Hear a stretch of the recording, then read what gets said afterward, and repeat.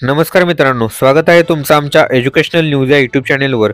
तर मित्रांनो, या व्हिडिओमध्ये आज आपण सरकारी कर्मचाऱ्यांचा महागाई भत्ता वाढविण्याचा सरकारचा मोठा निर्णय याबद्दल सविस्तर माहिती पाहूयात।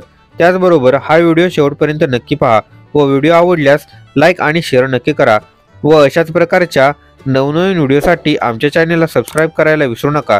चला तर मग व्हिडिओला सुरुवात करूयात। तर यामध्ये सरकारी कर्मचाऱ्यांच्या महागाई भत्तेच्या वाढीबाबत केंद्र सरकारने एक अतिशय महत्त्वाचा निर्णय घेतला आहे। या संदर्भातील तपशीलवार माहिती पुढील प्रमाणे आहे। केंद्र सरकारच्या अंतर्गत केंद्रीय कर्मचारी आणि स्वायत्त संस्था मान्यताप्राप्त साठी डिफिनेशन भत्ते डीए वाढवण्यात आले आहेत। 5व्या आणि 6व्या वेतन आयोगानुसार पगार मिळणाऱ्या कर्मचाऱ्यांना भत्ता वाढवण्यात आला आहे। 6व्या वेतन आयोगामध्ये डीए वाढ।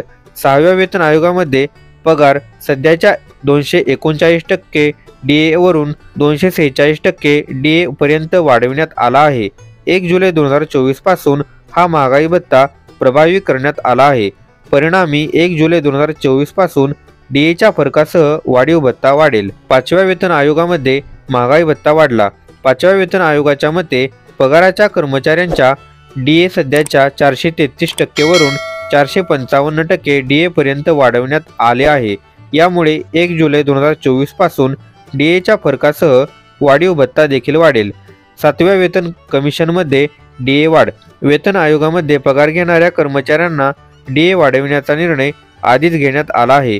यामध्ये डीएच्या अंमलबजावणीमुळे 1 जुलै 2024 पासून 50% वरून 3% डीएची अंमलबजावणी झाल्यामुळे 53% दराने महागाई भत्त्यातील वाढ लागू केली गेली आहे। यामध्ये डीएच्या अंमलबजावणीमुळे 1 जुलै 2024 पासून 50% वरून 3% डीएची अंमलबजावणी झाल्यामुळे 53% दराने महागाई भत्त्यातील वाढ लागू केली गेली आहे। तर मित्रांनो, हीच माहिती या व्हिडिओच्या माध्यमातून द्यायची होती।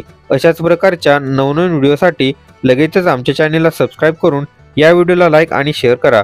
चला तर मग भेटूयात पुढील व्हिडिओमध्ये। धन्यवाद। जय हिंद, जय महाराष्ट्र।